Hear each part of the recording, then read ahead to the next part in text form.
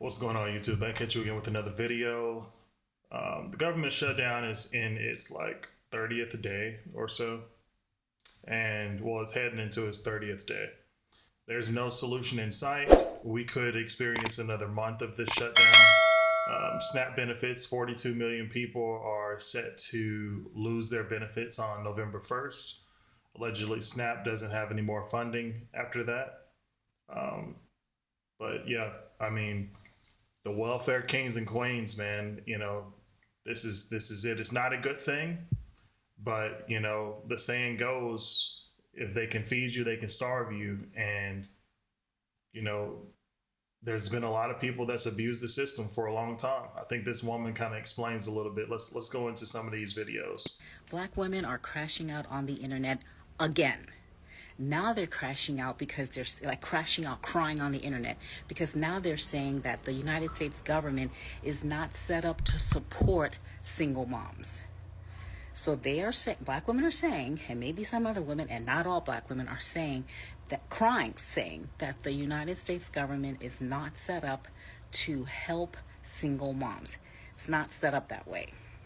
So let's roll it back to like the 60s. Remember when the United States government was actually rewarding certain demographics of people to keep men out of their house? Remember? You know what I'm talking about. Y'all were getting food stamps, Medicaid, housing vouchers, and the only stipulation for eligibility was you couldn't be married and there couldn't be a black man or a man living in your house. You had to be single. And you guys were down for it. Let's pause that. Lyndon B. Johnson wrote that out with his infinite wisdom, allegedly trying to take care of individuals who couldn't take care of themselves. But yeah, it definitely gave an incentive not to get married. You saw single moms exponentially rise by 89%, all the way from 67 all the way up till today. So it's 89% in the black community specifically. And I know this for a fact because my mom had a friend who was on welfare. The more children you had, the bigger your welfare check. You guys were good with that. You were just pumping out babies and on the government's tit. But now, because Trump is putting a kibosh on the eligibility requirements, you guys are crying, saying that the United States is not built to support single moms. When was being a single mom a thing? And now that the government's not coming to rescue you, now it's a problem. You shouldn't be a single mom anyway. Now, there are a lot of women, hear me before you go in the comments, that are single moms for several different reasons. My mother was a single mom. People get divorced. Shit happens all the time. People need assistance, government assistance, every once in a while. Maybe, maybe not. But the goal is, can you help me? And then you work to not have to be reliant. Black women, specifically the ones crying, not all, you guys just thought that the free train was just going to keep on riding down the track. All at the same time calling black men specifically toxic masculinity. All you guys, the women, aggressive, acting like men. The men are, at fundraisers in red dresses. You guys are like supporting them. Black men don't want to have nothing to do with black women anymore. You guys are mad about that. But now, because your EBT has been cut off or cut in half, and you have to have a work eligibility to even qualify, you have to have a work eligibility to get Medicaid unless you're... Kind of want to stop it real quick. So toxic masculinity, that's just a across the board, across the whole platform kind of dispute, and I feel like it's one of those things that women can like just try to weaponize against a guy for just being a guy. Just simply being a man, doing things that men do, you're toxic. But when you're doing everything that a woman wants you to do and you're submissive to them instead of the reverse role, oh, you're the perfect simp. But as soon as you have your own ideas, you have your own thing that you want to do, you go against the grain of society, and you're just being a man. You're being firm. You're giving them a firm no. I won't do this. I won't be your piggy bank. It's toxic masculinity. If you don't take care of these women, the way they want you to take care of them, it's toxic masculinity. You're emotionally unavailable. It's all these things. So that's the narrative that they've pushed to attack strong men. And she's making a good comment about men wearing red dresses at the lines and women supporting them, because now that's part of the emasculation of men, period, especially the black males. You look at homosexuality or open gayness or LGBTQ drag kings, queens, all that stuff is proliferated and more pronounced in African Americans males. You see more African American transgender males, and now I guess the wave's kind of balancing out. But in certain sectors of the country, you're going to see way more African American males identifying as transgender than you will transgender women. So, anyways, senior or disabled, now it's a problem. But it wasn't a problem a couple weeks ago when y'all were getting free bundles at the hair beauty care place opening up. Black women are crashing out on. And that's true. I mean, is it free? I don't know. I'm not a woman, so I don't use bundles. But what I will say is, like, you know, prioritizing your needs, right, versus your wants. Like, obviously, we see this happen in every society of people who have taken advantage of the system. Like, it doesn't matter what race or ethnicity you are. People take advantage of the system all the time. But specifically, we see this in the black culture where women will spend their money on everything else except their kids. Their kids are taken care of because you've got food stamps, you've got SNAP programs, you've got WIC, you've got all those other things. But, you know, they're not going to miss a nail appointment, but they'll miss their son's football game or basketball game. They're not going to miss a hair appointment, but it's just prioritization. And, you know, black men are kind of opting out from dating, period. Men are opting out from dating, period. But if you're going to want to date someone, you're not dating black. You're not dating a black woman just because of the stigma. They have a lot of things that they have to do in order to beat that negative curve of just negative feedback from other people having bad experiences with them. It's like tug of war, right? You've got all these things pulling and the negative side's winning. And that's really a bad example. I'm trying to think of a good example of it. It's like a book. You open up a book, and this is a book of like bad things. Like the story just gets progressively bad. And at the end of the day, there's some good things in that book, but ultimately the book just had a whole bunch of negative experiences, a bunch of bad stuff. So when you're done with the book, the takeaway is this book's bad. This book's about a bunch of bad stuff. Someone asks you, oh, was there anything good in the book? Like, did the person do anything good? Did they experience any good things? Maybe. I mean, I guess if that's what you want to call good, because the bad has overshadowed the good. And so the black experience, when we come black men, like we date black women, you know, I'm not going to disrespect it right now, disrespect black women in any kind of way. This is not meant to attack them because it's not all black women. This is just a small minority of women who think the same in the black community or act similar in the black community. You have some amazing black women. You have some women who've accomplished so many things. They're very intelligent. One of the fastest, you know, statistics wise, demographics of people receiving higher education are black women in America. That's a statistic. You can look it up. But anyway, I say all that to say this, like, with the economy the way that it is right now, the welfare kings and queens are 100% on panic mode. Let's get to the next video. So all my cousins in Missouri, y'all entire SNAP benefits will be shut down in November. Nobody will qualify for any type of assistance November 1st. Yeah, they claim it's because of the government shutdown, but no matter how it goes, I'm going to tell you why you're going to be able to survive with this shutdown. Okay, so check it. Me, I'm a mom. who is very much kept. I didn't want to go to work. Okay, I stayed at home with my kids. 4 children. My husband worked. Okay? So that's a family of 6. We have not had food stamps for over a year. And yes, we pay the rents that you pay too. We have figured out what we had to release in order to gain. Follow me, okay? So, if you are new to me, if I'm just popping up on your page, hey, I'm Dominique.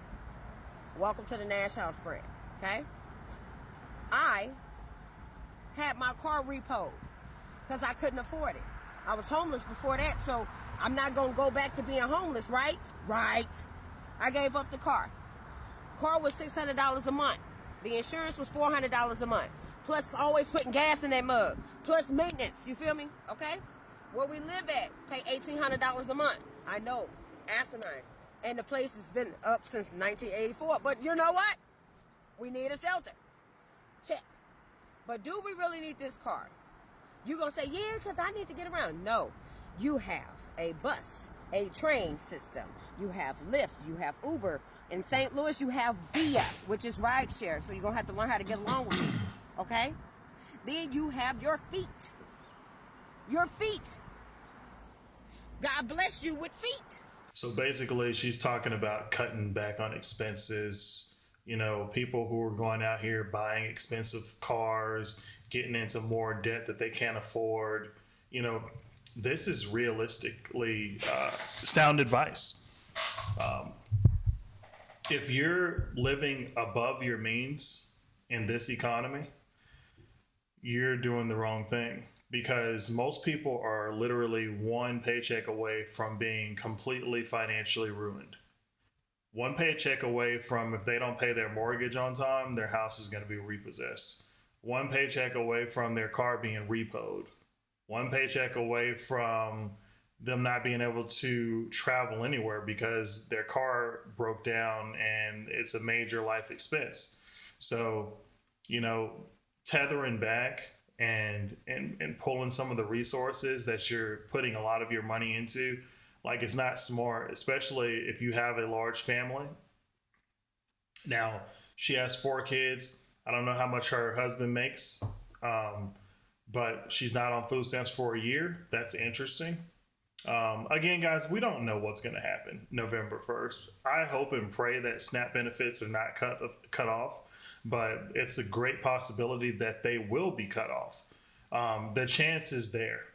So it's like, what have you done all this time to set yourself up for success? Those people who've been on these benefits for 10, 15 years, like, some people purposely not going to, you know, bettering themselves with a career because they want to live off the system. So this is sound advice. Let's go check out another video. I want to just bring this one up real quick. Wait. So we got lots of people posting on social media that they're losing their SNAP benefits. Oh, they're losing their minds. However, they got the latest iPhone. They got their nails done, their hair done. They got a Louis Vuitton bag. They got money for all of that. But they ain't got money to feed their kids. They want the taxpayers to do that? Well, the taxpayers didn't lie down with you in your bed, spread your legs, and pop out these kids that you want us to pay for. So here's what you do. You go in your car, which you probably got a nice car too. Go in your car, go fill out some job applications, and while you're at it, stop at the nearest bookstore and get a how-to book on how to prioritize life. Because I'm sick and tired of it. We're seeing... It's just what we were talking about on the last video, guys. She makes a great point. Let's get back to it. People with the latest iPhones. I don't even have an iPhone 17. And you mean to tell me that you can't afford groceries for your kids? Get out of here. We're done with all of that. I will not sympathize with people who have nails like this that are this long and have all sorts of rhinestones. Probably paid $200-300 for your nails to get done. You're spending $1,500 on a cell phone and on the human hair. Get synthetic.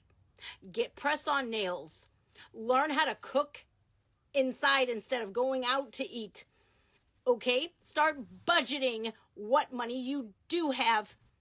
I never in a million years thought, look, man, I got 2 kids, too, okay? I buy my own groceries, okay? And I had to use food stamps to get on my feet. And once I got on my feet, and guess what? I didn't need it no more. So I stopped applying. I said, let the next person who actually needs it get them. And I'm seeing a lot of you with Louis Vuitton bags going, oh, what's going to happen to my SNAP benefits? Oh, well, a lot of them been on food stamps for decades. Section 8 housing, decades, generation after generation. Look, okay, I'm telling you this much, man. Nothing is free. Nothing in this country is free, and you are more than capable of getting out there and doing something for yourself and making something of yourself. Don't let anybody sell you short. And if you yourself are selling yourself short, well then, man, that's a generational curse you're going to have to break. I agree 100%. We literally said some of the same things on the last video.